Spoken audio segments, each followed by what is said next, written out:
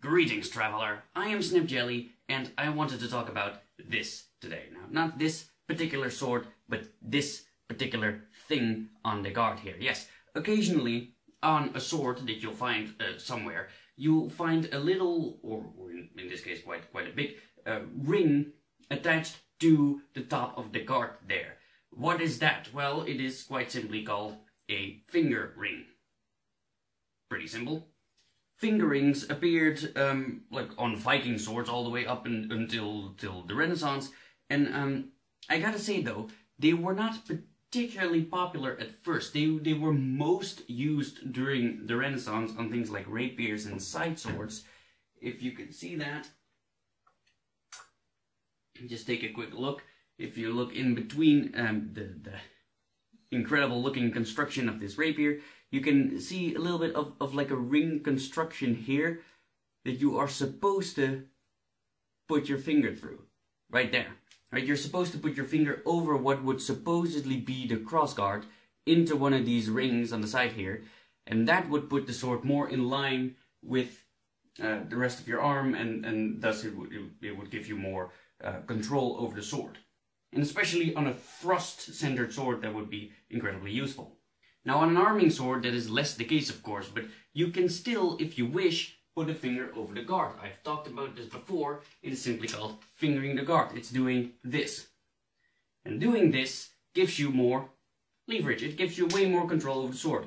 And it's really a personal thing. Some people like this, other people don't. I personally like this a lot. But looking at this, you might go like, Jelly, isn't it incredibly dangerous for your finger? Yes, and that's where the fingering comes in. You see, if I were to have a teeny tiny little metal attachment right here just going over my finger, then my finger would be pretty much protected, wouldn't it? Yes, it would. So it's a finger ring. It's a teeny tiny ring for your finger. When you grab the sword, you can put your finger through that ring, and then your finger is protected and you can still finger the guard.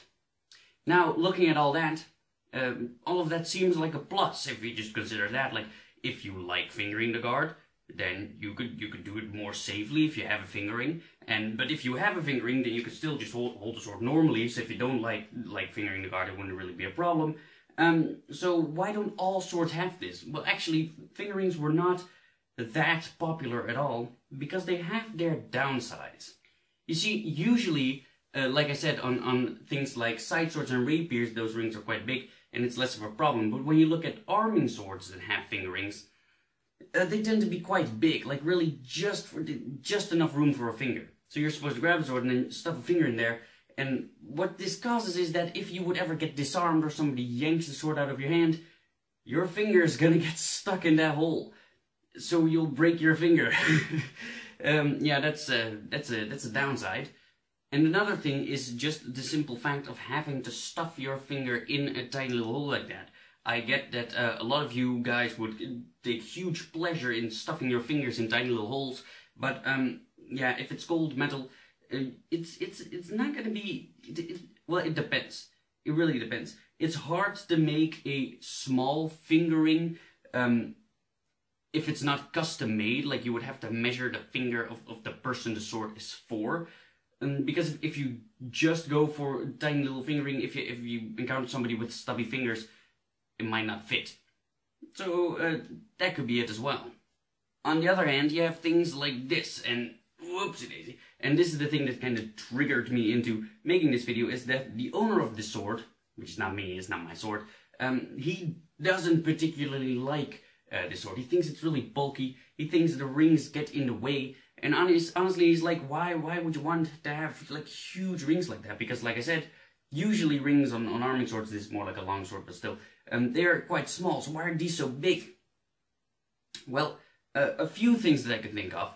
One would be quite simply ease of draw, and that's something that should definitely not be underestimated. It sounds very simplistic, but just think about it. Most of the time, your sword is going to be sheathed, right? It's going to be on your hip like that, and you have to, in any situation, if you ever get ambushed or something like that, you would have to grab it and draw it and be ready for action right from the start. So it's very beneficial if you do this a lot. I messed it up right now, did you see that? That's how easy it is to mess up. Keep that in mind.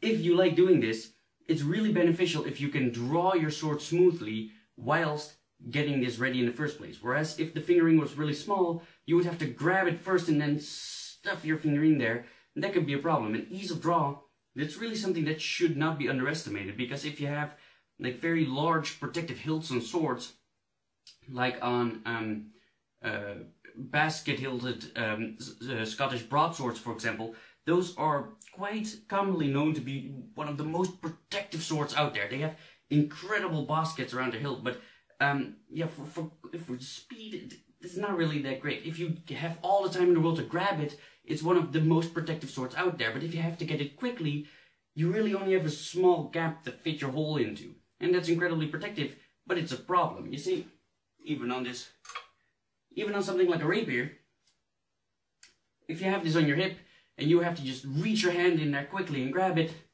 I got it like this. This is how I grabbed it. Let's try again. Alright? There. Great, I'm ready for action now. See, so ease of draw is something that should not be underestimated.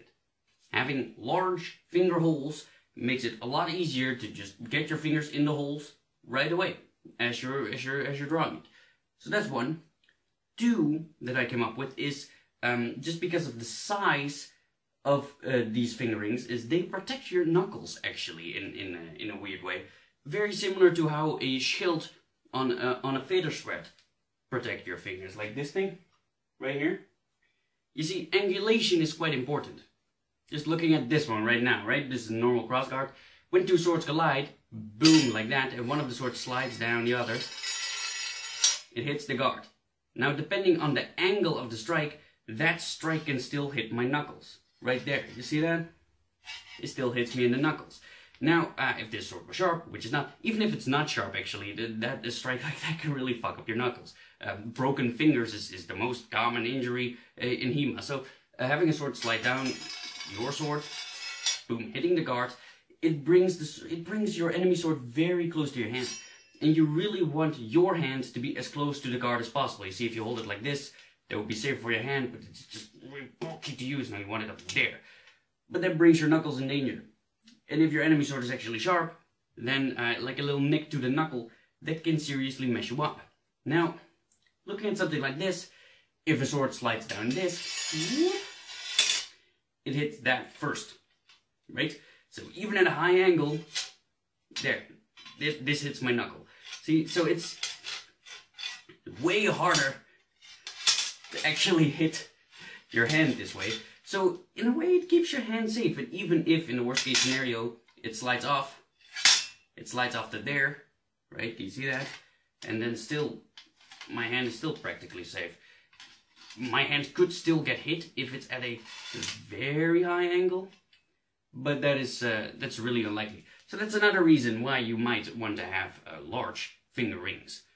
Whoop, I forgot to mention. Another thing that you would have to keep in mind is that on this example there are two finger rings, right? On either side, it's symmetrical. But a lot of times when you look at swords with finger rings, they only have one ring, like on one side, which to me is kind of odd. You see, it would make all the sense in the world, because if it's a one-handed sword, you go like put a finger through there, you go like thwack, thwack. But one of the benefits from having a sword that's actually double-edged is if you just happen to get in a lot of contact with armor during the battle, then one of your edges can get seriously fucked up. I mean, you attack with both sides, of course. You have the true edge and the false edge, but still, you use the true edge more. So one of the benefits is that you can quite simply flip it around and then use the other side. It's a thing. If you notice somewhere during the battle, like, you know what, my true edge is fucked up, then go like that, and then now this is your true edge. So that's useful. But if you only have one finger ring, you can do that. You're practically restricted to only ever using that one side as your primary side. You have that same problem with, sabers, of course. Or if you have something like this, then of course, looking at that hilt, you can only hold that one way. But if you have a double-edged sword with one ring, that kind of negates a lot of the usages of having two edges. But that's another thing, though. Like one ring. A lot of swords with finger rings only had one finger ring. This particular guard, by the way, if you're interested, is, as far as I'm aware, just called a crab hilt or a crab guard. And I've seen this a lot in like Portuguese swords. The fingerings, they don't always connect all the way. It's very strange, although this sword is sold on like Celtic Web Merchant as the Flemish something sword. It's really weird. Like I said, it's not a very common thing, so I don't know that much about it. Alright, I think that's everything I wanted to say. Nevertheless though, this was definitely not the norm. It was not particularly popular as well, and to be honest, I kind of understand why. I have fought with this like twice. I did not really like it that much. I found that these rings more often got in the way than actually helped me. So maybe it would be different if it was like an actual fight and with an actual sharp sword. Then maybe that extra protection thing that I mentioned would be something that I'd want to consider. But frankly, I don't know. I don't know if it's worth it. So, yeah, fingerings, they were not really popular, but it's a thing that you can consider. If you feel like designing a sword or something. Fingerings. It's a little ring on the top of the guard. You're supposed to stick your finger in there. It protects your finger. Sticking your finger in there gives you more leverage. It looks kind of pretty too. Honestly, I think it looks dope. I kind of have a love-hate relationship with this thing because I hate using it, but I think it looks pretty. The pommel is weird though. But that's a topic for another video. So, thank you for joining my quest, and I hope you'll join me in the next one. Bye guys.